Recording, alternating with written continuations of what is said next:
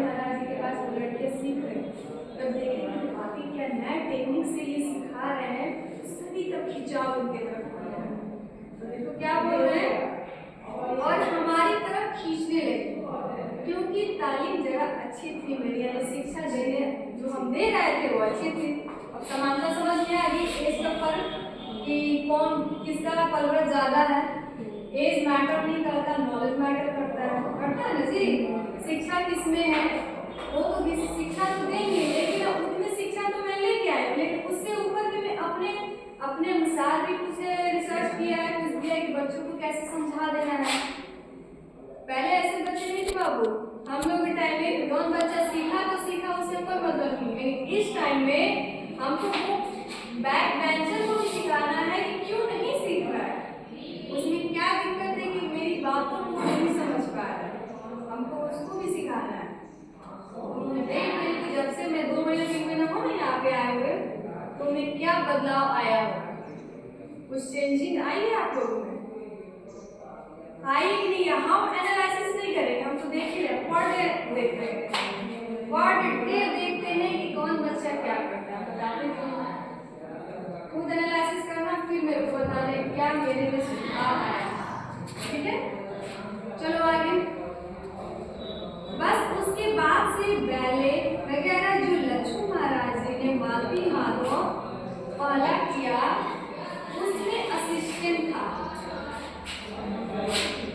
ये बैले वगैरह ये डांस का नाम है, स्टेप का नाम, ठीक है। लक्ष्मण महाराज मैंने बोल दिए बहुत बड़े नृत्यकार थे, पहले स्टार्टिंग में मैंने बताया था। तो मालती माधव को जब वो सिखाते थे तो उसमें ये असिस्टेंट थे, सहायक थे, ठीक है। मेन थे लक्ष्मण महाराज, उनके सहायक थे कौन, बिरजू महाराज। बात दिमाग में घुस रहा है जी, जा रहा है, जा इसके दिमाग में नहीं लग रहा है, नहीं जा रहा है। चलो आगे।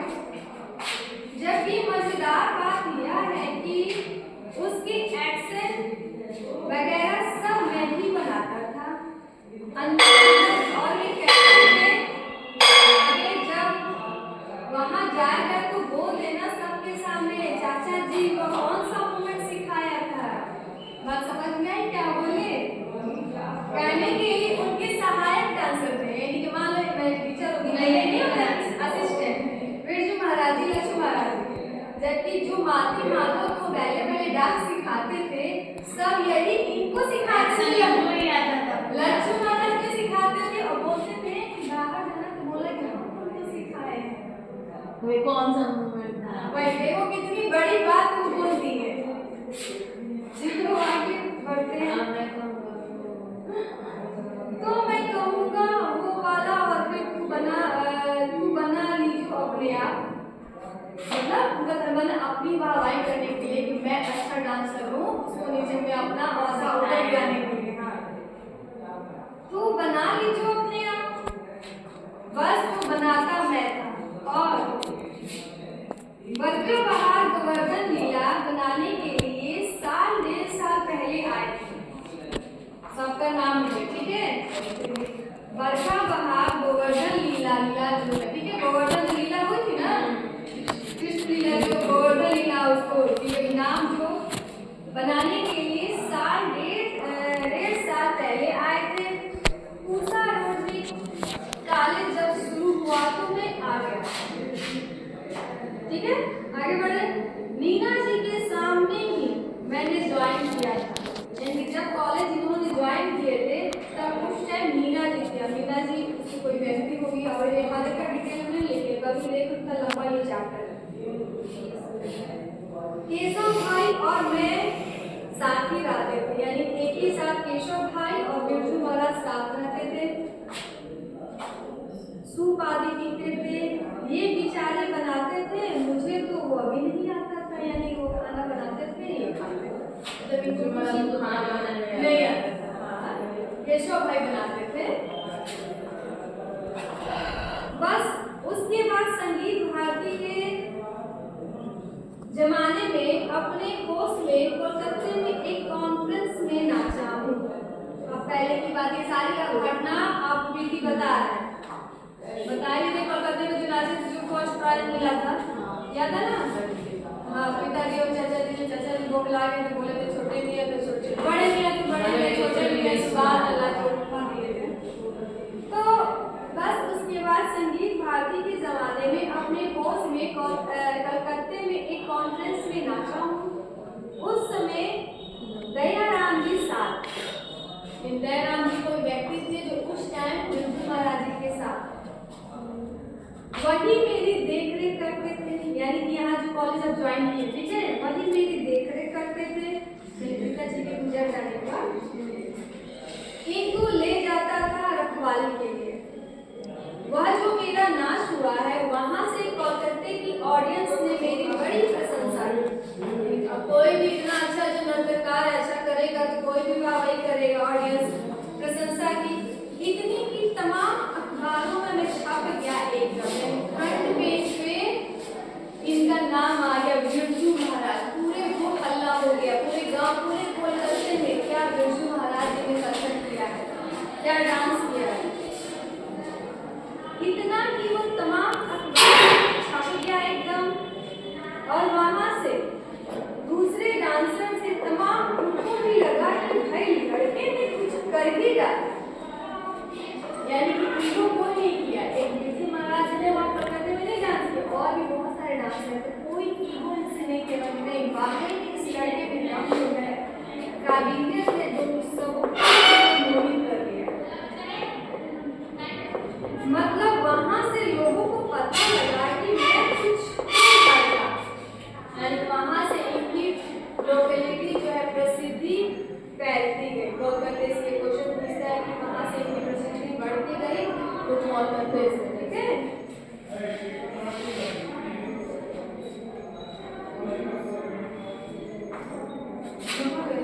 पर उस समय की कुछ कटिंग आदि नहीं है, इनके पास नहीं है, बहुत पुरानी बात है।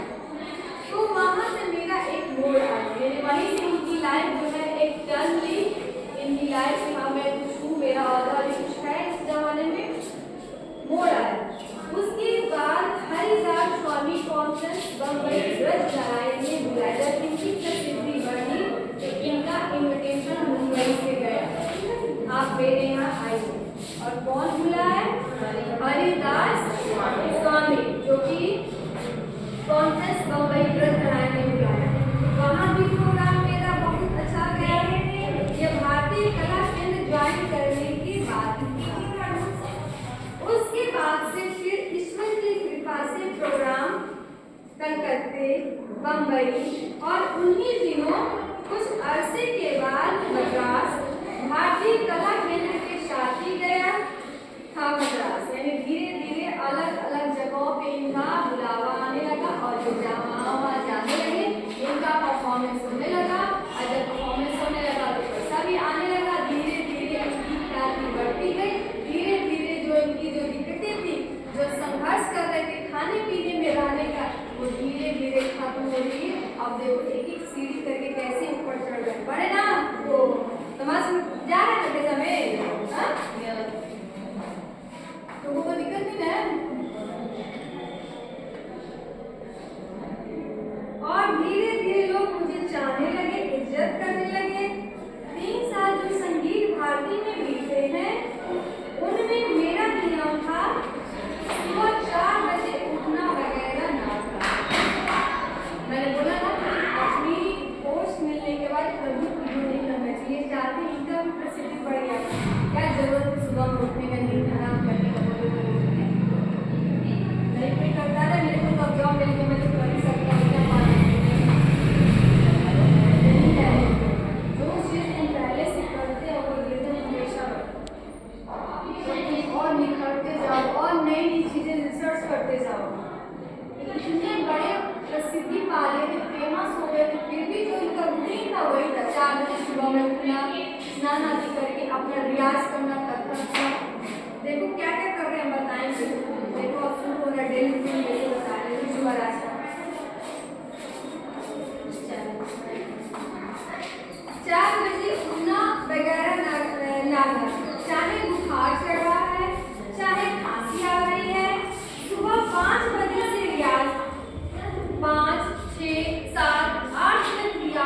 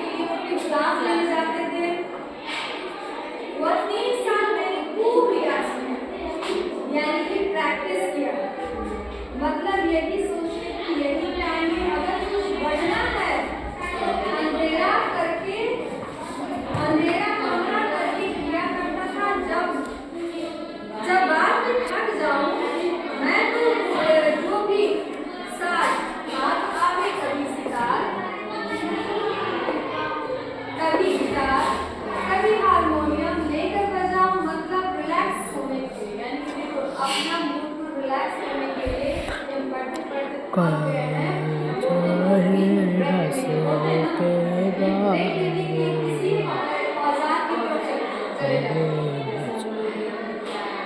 ऐसे ऐसे करके सभी की नॉलेज ये रखते रिलैक्स होने के लिए सितार में बहुत बजाने लगा अच्छा खासा हाथ खूब जोरों से फिर हाथ में शक्ल बनने लगी यानी जब सितार बजाए यानी जब निशान बनने लगे तब छोड़ दिए फिर हाथ में शक्ल बनने लगी मिज़राब की वजह से तो मैं डर के मारे छोड़ दिया कि डिस्टर्ब करेगा डांस में कि दो आंखें दिखेंगी तो मैंने शिकार छोड़ दिया मैंने सब छोड़ छाड़ दिया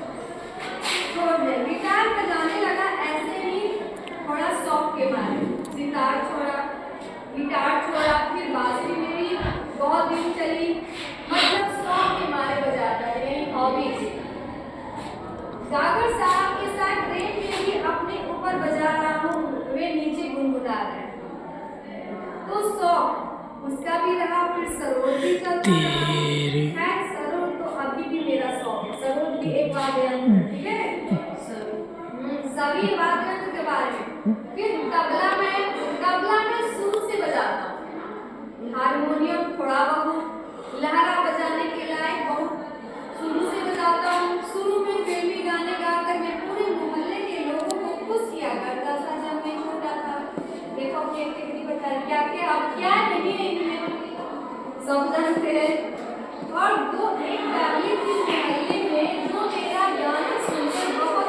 खुश होते थे तो खाना वाना भी खिला देती थी मैंने पहले जब छोटे थे खाने की दिक्कत थी बताए थे तो जब ये गाना मुझे सुनाते थे गाँव मोहल्ले में तो लोग खुश हो गए गाना सुनाया तो खाना मिल जाता इसके लिए भी वो क्या कहते हैं